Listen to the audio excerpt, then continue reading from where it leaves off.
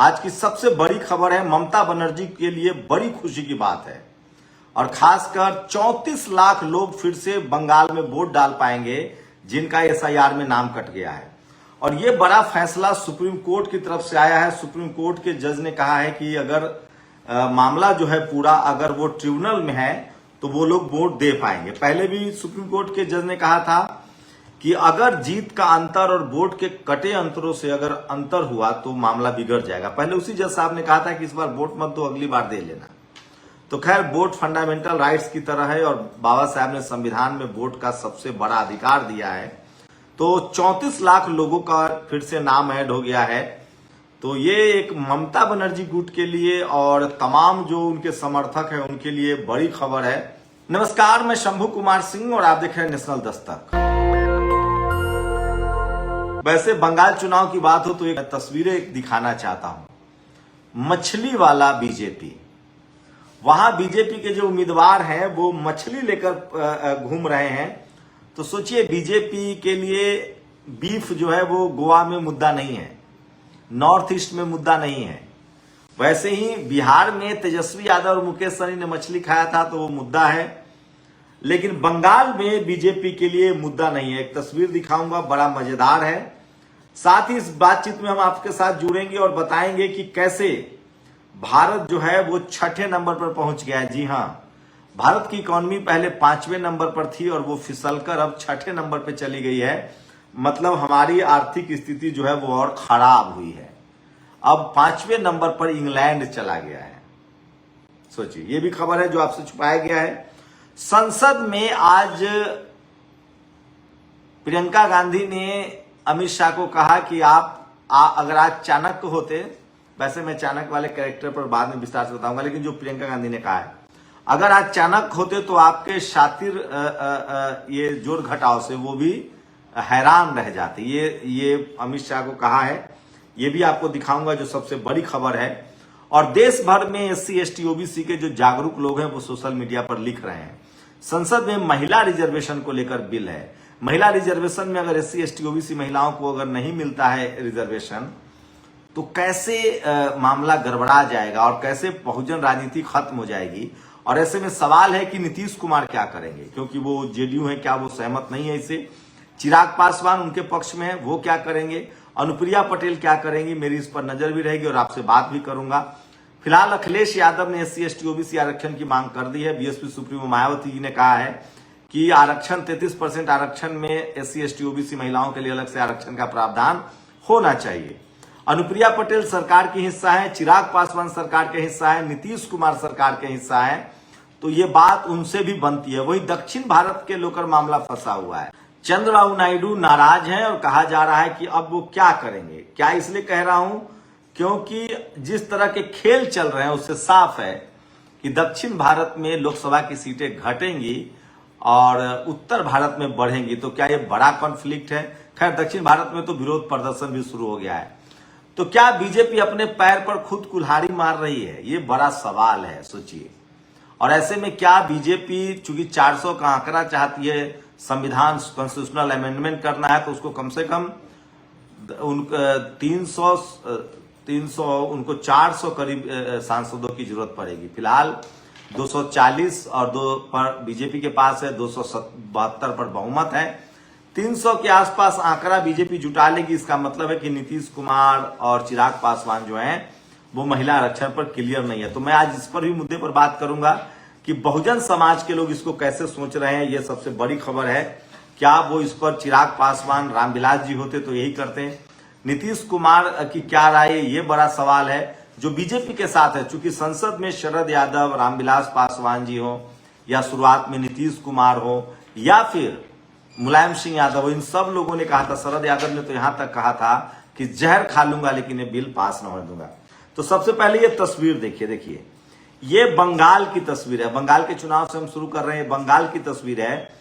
बंगाल में बीजेपी का उम्मीदवार है जो हाथ में मछली लेकर देखिए चुनाव प्रचार कर रहा है। मछली, ये बीजेपी का कैंडिडेट है। नारे सुन लीजिए एक बार, नारा मछली वाला पर।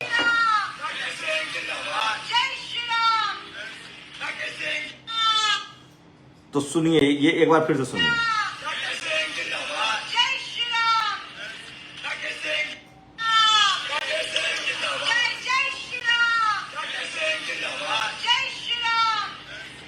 तो बंगाल में मछली लेकर बीजेपी को प्रचार करना पड़ रहा है। कितनी भावनाएं हाथ हो रही होंगी हिंदी पट्टी में। तो बीजेपी का अलग अलग रंग है। गोवा में उसके लिए बीफ बैन मुद्दा नहीं है, नॉर्थ ईस्ट में उसके लिए बीफ बैन मुद्दा नहीं है, केरल में उसके लिए बीफ बैन मुद्दा नहीं है, लेकिन वही बिहार यूपी में बीफ बैन जो है उसके लिए मुद्दा है। बिहार यूपी में तो मछली खाना भी उसके लिए मुद्दा है। तो मैं सिर्फ बता रहा हूं, मेरा अपना कोई राय नहीं है, मैं सिर्फ बता रहा हूं कि बंगाल की जो बीजेपी है वो मछली के पक्ष में है, गोवा की जो बीजेपी है, केरल की जो बीजेपी है, नॉर्थ ईस्ट में जो बीजेपी है वो बीफ को लेकर अपनी राय बयान नहीं देती है। तो सब जगह की बीजेपी अलग अलग है। ये बड़ी खबर है जो मैं आपको सोशल मीडिया पर बता रहा हूं। वही हेमंता बिश्व शर्मा जो है वो लगातार पवन खेरा के पीछे कह रहे, अगर हमारी सरकार आई तो पवन खेरा का पेरा बना दूंगा, उन्होंने कहा था। देखते हैं, सरकार 4 मई को नतीजे आएंगे। लेकिन बंगाल के लिए खुशी की खबर है। बंगाल में 34 लाख वोट, लगभग 90 लाख वोट कट गए थे, उसमें से अब 34 लाख लोगों का वोट डालने का रास्ता साफ हो गया है। सुप्रीम कोर्ट का कोई एक मामला है जिसमें कहा गया कि मामला चूंकि ट्रिब्यूनल में है तो वो लोग वोट डाल सकते हैं। तो ये एक बड़ी जीत बताई जा सकती है। अंत समय में खासकर बीकर सेक्शन के वोट ज्यादा कटे हैं, ये भी बड़ी खबर है। लेकिन 60% वहां हिंदुओं के वोट भी कटे हैं, तो मामला उल्टा भी हो सकता है। क्या बाद में रियलाइज हुआ? यूपी में तो 2 करोड़ 4 लाख वोट कट गए हैं। तो वोट कटने वाली खबर जो है चुनाव पर आजकल सबसे ज्यादा हावी है। और ऐसा लगता है कि अब लोगों ने मान लिया है कि जहां जहां एसआईआर होगा वहां वहां बीजेपी की बड़ी जीत होगी। तो इसलिए लोग उसको लेकर अब बहुत कुछ बात नहीं करते हैं। आज मुझे कई फोन आए, नोएडा, ग्रेटर नोएडा, फरीदाबाद, इलाहाबाद, सब जगह मजदूर जो हैं। सोचिए, छत्तीसगढ़ में 10 मजदूरों की बॉयलर फटने से मौत हुई थी मेदांता ग्रुप के इलेक्ट्रिक प्लांट में। तो वहां कहा जा रहा है कि 40 लाख रुपए जो है पीड़ित परिवार को मिलेगा। लेकिन यूपी नोएडा में लगातार मजदूरों की अरेस्टिंग हुई है, लगातार उनके परिजन भटक रहे हैं। तमाम न्यूज चैनल्स पर ये खबरें चली हैं, लेकिन वहां पुलिस की बंदोबस्ती है और किसी को भी अब धरना प्रदर्शन की इजाजत नहीं है। और तो इस तरह की तमाम बड़ी खबरें हैं जो सोशल मीडिया पर वायरल है। लगातार जो आगे मजदूर हैं, जो श्रमिक हैं, वो फोन करते हैं, लेकिन हम लोग की अपनी एक सीमा है, मजबूरी है कि आप नोएडा, ग्रेटर नोएडा में जाकर खबर नहीं कर सकते हैं। तो कोशिश हो रही है, लेकिन पता नहीं, संसद का सत्र चल रहा है, कोई बात करने के लिए नहीं है। तो श्रमिक अब इस देश में मुद्दा ही नहीं है। तमाम विपक्षी दल यही सब कहने लगते हैं, जब उनसे बात कीजिएगा तो कहते हैं कि भैया वो लोग तो पैसे देके वोट दे देते हैं। तो फिर आप भोगिए, इस तरह की बातें भी है। लेकिन मुझे लगता है कि पत्रकार के तौर पे प्रदर्शन हुआ था, उसके बाद सरकार ने कुछ फैसले भी किए हैं और कुछ उनको वेतन भी उनका बढ़ाया गया है। संसद में महिला बिल को लेकर सोचिए, ऐसा लगता है शरद यादव, लालू यादव, रामविलास पासवान जी या मुलायम सिंह यादव ऐसे नेताओं की, खुद नीतीश कुमार की कमी कितनी खल रही है। खैर, राज्यसभा में नीतीश कुमार जी अब आ गए हैं, देखते हैं कि वहां भी इस पर बहस होनी है। तो महिला रिजर्वेशन बिल पर बहस चल रही है, लेकिन इसके मायने जब समझिएगा तो आप हिल जाइएगा। सोचिए, अभी भी 50% करीब सांसद जो हैं वो जनरल कैटेगरी के हैं। आज भी SC ST सांसद जो हैं, SC ST के नेता जो हैं, वो विधानसभा हो या लोकसभा हो, रिजर्व सीट पर के अलावा चुनाव नहीं लड़ पाते, क्योंकि उनकी उतनी आर्थिक उन्होंने प्रगति नहीं की है और जातिवाद आज भी इस देश में है। तो समझिए कि SC ST अभी भी रिजर्व सीट तक सीमित है।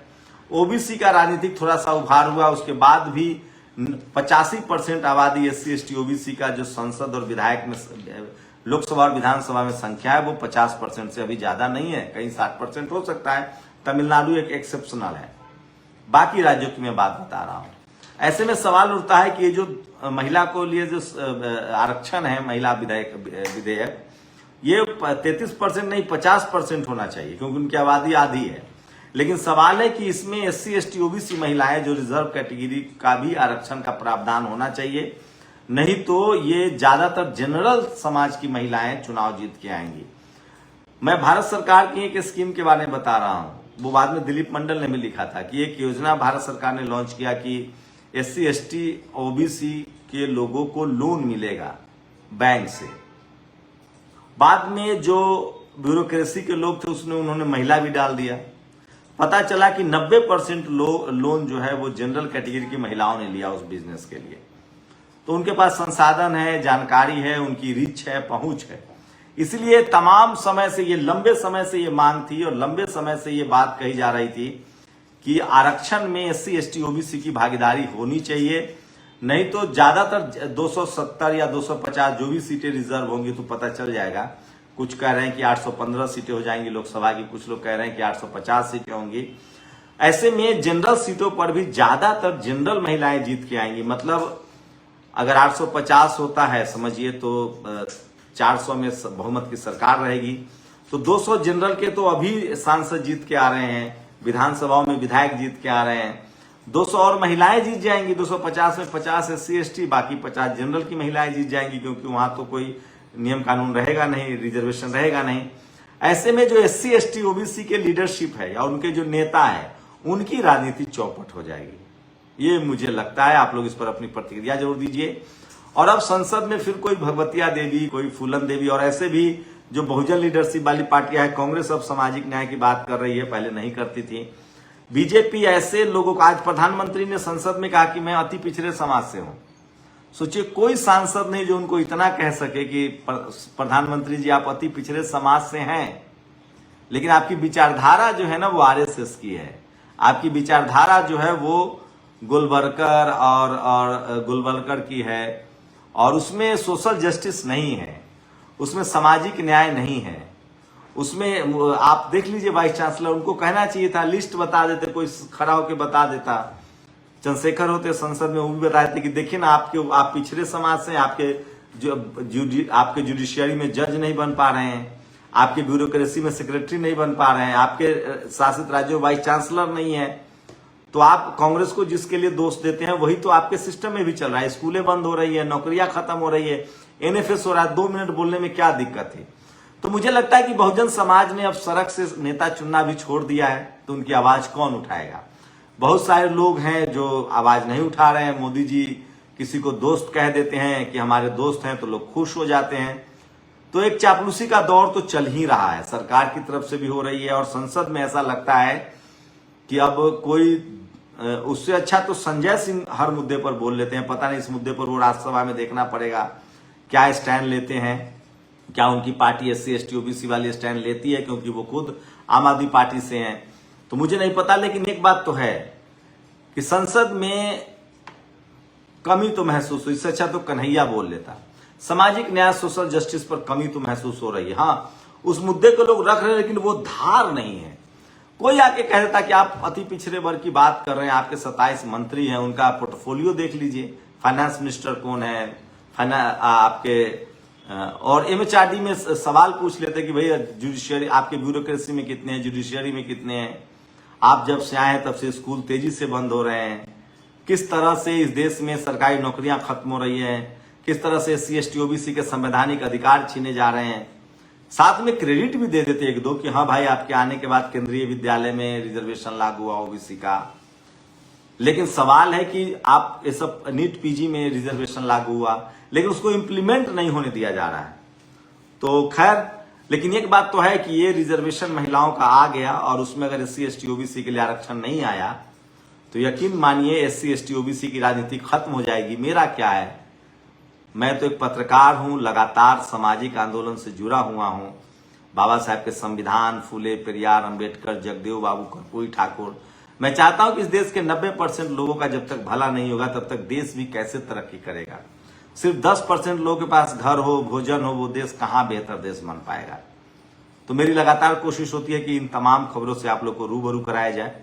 अगर आपको लगता है कि ये इस देश के बहुसंख्यक आबादी के लिए जरूरी खबर है तो इन खबरों को शेयर कीजिए। हमारे X हैंडल पर आके हमें देखिए, वहां हमारी खबरों को देखिए, हमारे YouTube चैनल्स पर खबर देखिए। हमारे Facebook पेज को तो अब भारत में डिसअपियर कर दिया गया, लेकिन आप हमारे X हैंडल पर आ सकते हैं और हमें देख सकते हैं। अपनी राय हमें जरूर दीजिए। आप सब लोग का बहुत बहुत शुक्रिया हमारे साथ जुड़े रहने के लिए, और आगे हम लोग फिर से बात करेंगे लाइव आकर ईरान इजराइल की, जहां डोनाल्ड ट्रंप और उसके रक्षा मंत्री, युद्ध मंत्री जिसको कहते हैं, जो पहले एक पत्रकार था, कैसे उसे जेल जाना पड़ सकता है या पद से हटाया जा सकता है। हमारे साथ जुड़ने के लिए बहुत बहुत शुक्रिया। दस्तक की आपसे गुजारिश है कि अगर इसको बचाना चाहते हैं तो नेशनल दस्तक को सब्सक्राइब करने के लिए रेड कलर के सब्सक्राइब बटन को दबाएं, फिर बेल आइकन की घंटी दबाएं। नेशनल दस्तक को बचाने के लिए बहुत जरूरी है कि हर खबर को शेयर करें, लाइक करें, कमेंट जरूर करें।